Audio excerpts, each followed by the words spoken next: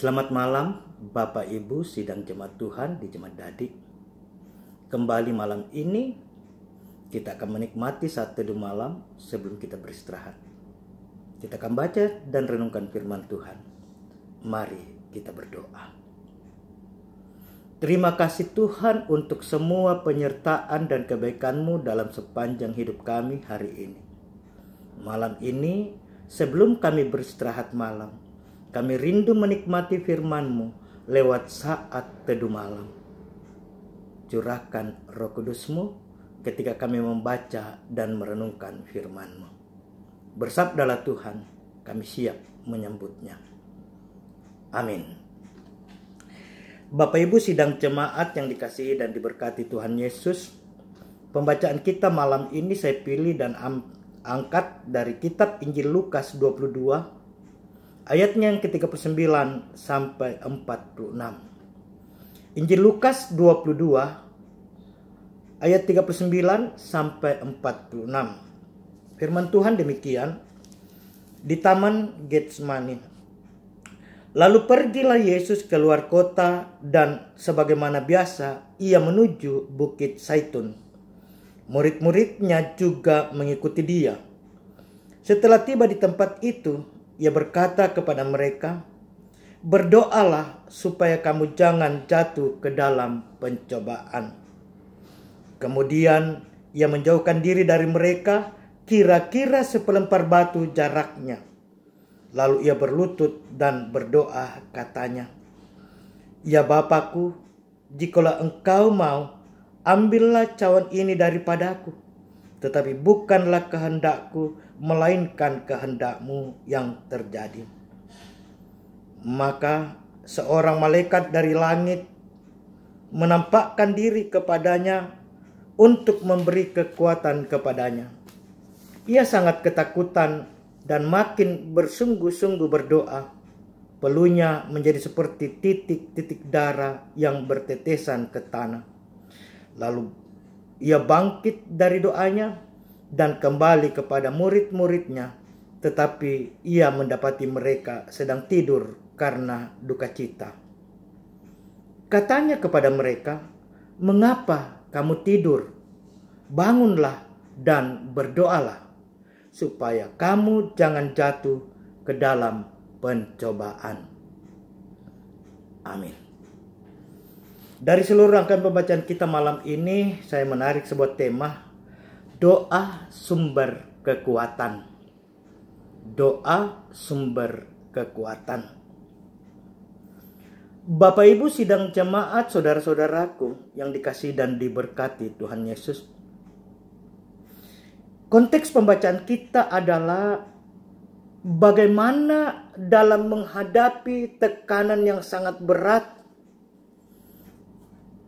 Tuhan Yesus sesaat sebelum ditangkap di Taman Getsemani, dalam perjuangannya untuk penebusan dosa, secara manusiawi ia sangat takut menghadapi semuanya. Dalam rasa takut yang sangat, Yesus tidak pasrah. Namun Yesus datang membawa rasa takutnya, khawatirnya kepada Tuhan. Yesus tahu bahwa tugas yang dihadapinya dan akan dijalaninya adalah sangat berat. Bahkan ia harus bertaruh nyawa untuk menjalankan tugas mesianis penyelamatan untuk menebus manusia dari dosa. Karena itu, Yesus mohon, Yesus datang kepada Tuhan di dalam doa. Dan dalam kekuatan doa itu, Tuhan Yesus dikuatkan, Tuhan Yesus diteguhkan, sekalipun ia mengalami ketakutan yang sangat besar. Dalam pembacaan kita jelas tergambar bagaimana malaikat Tuhan datang menguatkan dan meneguhkan Yesus yang sementara berdoa. Dan setelah ia berdoa, Setelah Tuhan menguatkannya, ia mampu, bahkan ia siap menjalani tugasnya sekalipun sangat berat, bahkan harus menyerahkan nyawanya. Doa menjadi sumber kekuatan dari Tuhan Yesus dalam menghadapi rasa takutnya. Doa adalah sumber kekuatan dalam menghadapi segala beban kehidupan. Doa adalah sumber kekuatannya ketika ia sekalipun harus menjalani dan menghadapi maut dan kekelaman. Dalam konteks inilah malam ini firman Tuhan kembali datang mengingatkan kita. Mari kita belajar dari keteladanan Tuhan Yesus. Apapun yang kita hadapi, sama seperti Tuhan, mari kita datang kepada Tuhan, kita datang kepada Bapa, membawa segala beban kita, rasa takut, khawatir kita di dalam doa. Karena doa adalah sumber kekuatan bagi setiap anak-anak Tuhan dalam menghadapi pergumulannya. Dengan doa, segala perkara kita dapat bawa kepada Tuhan. Sebab doa adalah sarana kita berkomunikasi tentang berbagai hal dalam hidup kita kepada Bapa di sorga. Dan dalam doa itu, ketika kita menikmati doa itu, dan doa itu kita angkat dengan sungguh-sungguh, maka pasti kita diberikan kelegaan. Kita diteguhkan dan dikuatkan sebagaimana yang dialami oleh Tuhan Yesus dalam pembacaan kita. Bahwa mari kita hidup dalam kesetiaan berdoa. Mari kita hidupi setiap hal dengan doa.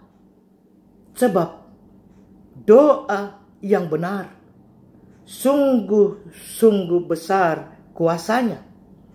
Doa yang benar, doa yang kita panjatkan dalam iman dan pengharapan di dalam Tuhan adalah sumber kekuatan dahsyat yang mampu memulihkan dan menopang kita menghadapi segala perkara. Mari kita berdoa senantiasa dan melihat segala hal dalam doa, sehingga kita secara bijak dimampukan menghadapi setiap hal di dalam hidup ini, sehingga kita tidak jatuh dalam pencobaan atau sungut-sungut sekalipun kita harus menghadapi tantangan dan kesulitan. Teruslah berdoa jemaat, sebab doa akan menjadi sumber kekuatan kita, khususnya dalam menghadapi dan memaknai merebaknya COVID-19. Mari kita terus berdoa dan jadikan doa itu kekuatan kita. Tuhan ada dalam hidup kita, dan lewat doa kita maka kita boleh berjumpa dengan Tuhan, dan doa itu adalah sumber kekuatan dalam menghadapi berbagai hal dalam hidup kita. Amin. Mari kita berdoa untuk beberapa hal dinamika kehidupan jemaat Tuhan. Kita berdoa. Terima kasih Tuhan untuk saat teduh malam ini, di mana kami boleh menikmati firman-Mu yang mengajar kami bahwa apapun hidup kami, situasi kami harus menjadikan doa sebagai sumber kekuatan kami. Meteraikan firman-Mu dalam hati kami. Terima kasih kami berdoa untuk sidang jemaat Tuhan dalam berbagai dinamikanya. Bagi mereka yang bersuka cita karena pertambahan usia, karena kelahiran anggota keluarga, karena pertambahan usia pernikahan, karena kepulihan, kiranya Tuhan memberkati. Secara khusus bagi mereka yang telah Tuhan pulihkan dari sakit dan telah sembuh, mereka Nyonya Ruth Atiboko, hamba-Mu Diaken Yulianus Nurwasomba, Iren Onekelebang. Kiranya Tuhan sukacita kepulihan dari anak-anak-Mu ini semakin Tuhan sempurnakan. Kami berdoa Tuhan bagi yang berduka, keluarga Bapak Yakob Maro atau Papa Jun bersama anak-anak, hiburkan, kuatkan mereka. Juga keluarga dari Papa Mama Akri atau Bapak Insinyur Martin Rantetondo. Penghiburan berlaku bagi kedua keluarga yang berduka.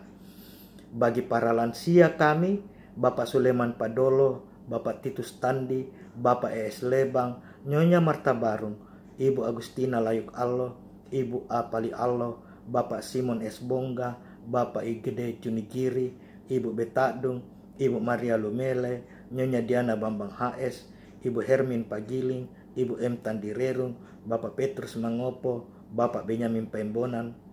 Teguhkan iman pengharapan fisik jasmani para lansia kami.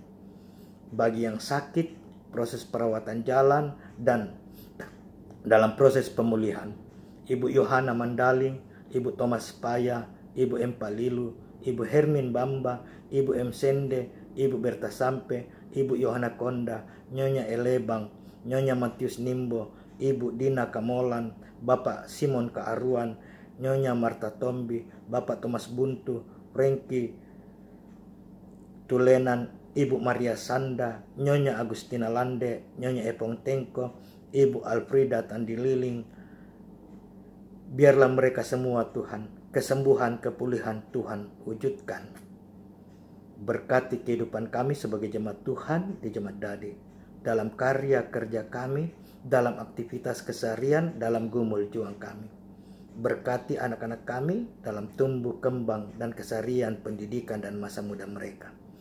Berkati jemaat Tuhan dan setiap orang yang terdampak langsung COVID-19.